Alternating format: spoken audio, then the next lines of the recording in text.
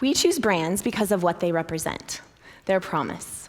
When the market no longer responds to the promise, it's time to evolve the brand. So these are real numbers for a real brand. 3 million customers sign up for this product every year. And in their first year, they spend an average of $30,000, making it a $60 billion industry. And then something interesting happens when you begin looking at the customer satisfaction data. 75% of these customers are in some way unhappy with their product decision. Half leave the product altogether, and of the remaining 50%, only 25% are satisfied. These are horrible numbers, and in industry speak, we'd say this is a brand in crisis. The brand I'm talking about here is marriage. Even though I've been working with and evaluating brands for nearly 20 years, it's provocative for me to think I could look at marriage as a brand. And it's unfathomable to think that I could rebrand it, evolve it. I can't, but we can. When doing Brand 101 exercises with clients, I often start with a slide like this, and I say, this is not a pipe. And then I move to a slide like this, and I say, a logo is not a brand. I love marketing guru Seth Godin's definition of a brand the most. He says it's a set of expectations, memories, stories, and relationships that, taken together, account for a consumer's decision to choose one product or service over another. Look at that definition again. Marriage has all of those components, expectations most of all. And those expectations stem from a promise. So the question is, what's that promise? In general, a brand promise is the unique thing that a company stands for, their offer, how they differentiate themselves. And they'll choose to evolve their promise when they want to stand for something new, or the market is no longer responding to their current promise. Here's an example. Volkswagen's currently a brand in crisis because they broke their promise. Fraudulent behavior, leadership turnover, customers losing trust. Crisis moments like these require brands to evolve. And there are 3 parts to a brand evolution process. The first is to understand what the company is trying to do. What's the problem they really want to solve for the customer? The second is to understand the customer's realities. What's their actual experience? And then the third is to identify the gap and differentiate. Make the product stand for something unique. So in the brand world, differentiation is the point of the process.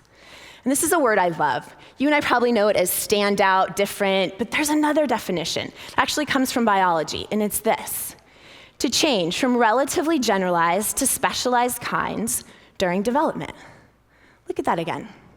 Specialized kinds, independent, unique, during development, a continual process over time.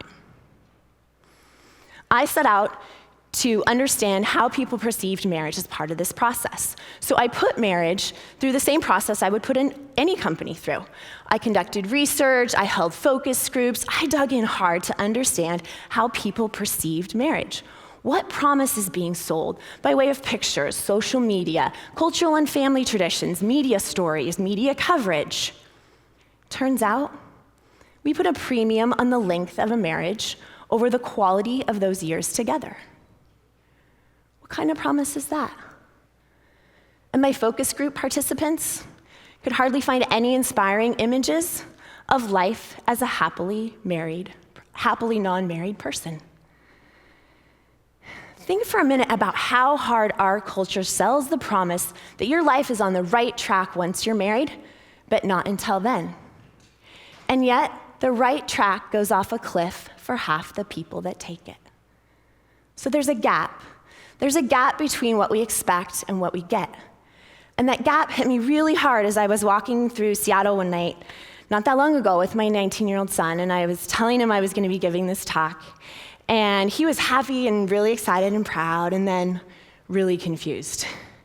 Really confused about the idea that marriage perceptions and realities would be different things. And so I said, okay, let's take loneliness. Would you expect to be lonely if you're married? And his response was just instantaneous and visceral, like a shotgun fire. No, never. I mean, no. That's the whole point of being married, to not be lonely, to not be alone. Right, I said, exactly. That's what I expected too. And I'm of the 25% who are having a very satisfying experience with marriage, but I've never been as lonely as I have been during some points of marriage.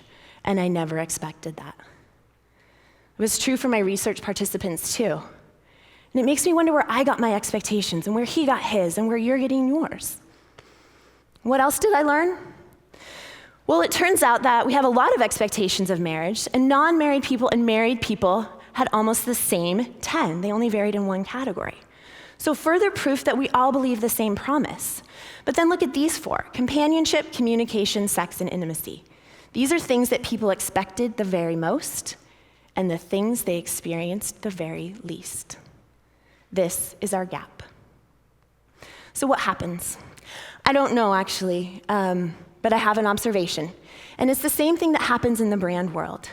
It's that we lose differentiation. Dr. Schnarch is a well-known, respected marriage therapist out of Colorado. And he defines marital differentiation as the idea that two people can be both independent and together at the same time. Listen to that again, independent and together simultaneously. And I see the best examples of this independence and togetherness in sports teams, right? An athlete's unique skills combined together with others to accomplish really great things. And so the shift that we need to make as we rebrand marriage is a shift toward a team framework. Why a team framework? Because any athlete will tell you that making the team isn't the point. The point is the work that you do personally to keep your spot on the team. My personal shift to a team framework came here in Happy Valley 2 years ago while hiking Mount Nittany with my husband, Rob. We lived here from 2010 to 2015 while Penn State was the branding crisis and he was doing his PhD. Analogies work really well for me and sports work well for him. And so while we were hiking, I just gave him an analogy. I said, hey, babe, let's say we're a sports team, you and me, our family. What kind of team are we? Are we an individual sport, a team sport? Do we have uniforms? Do we have matching uniforms? Who's the captain? And once the analogy landed, he ran with it. And we talked about the teams that we grew up on as kids. I said I grew up on a soccer team. There's a lot of running around, and people were happy but tired, and a lot of people scored goals. And he said he grew up on a football team where one person called the plays and the other person executed them. And that right there was the crux of our marital discord. Him expecting plays to be called, me expecting goals to be scored, no play calling required. So Rob and I settled on a swim team. We're not always in the pool at the same time. We don't swim the same races. We don't have matching uniforms. But you better believe that when our teammate is in the pool swimming their race, you're gonna find one or the other of us on the pool deck cheering really loudly while they swim their race. And that was the point in the analogy for us, swimming our own race, independent, together, differentiation. If you've ever tried to swim with someone clinging to you, you know it doesn't work. You're actually both likely to drown. So this place, right here, this is where the brand of marriage evolved for me. Away from a false guarantee against loneliness and towards a place of differentiation. Away from a promise of happily ever after and toward a promise of discovery. So I told you when I started that I couldn't rebrand marriage, but we could. So what do we do and where do we start? Well, every rebrand actually always starts with establishing a new promise. And what's a promise really but a vow? So a couple weeks ago, I was putting on my wedding ring, and it really hit me that we make really big vows to other people, and we don't make any to ourselves. So as we rebrand marriage, it starts with a promise to yourself, your independent, unique, amazing, beautiful self.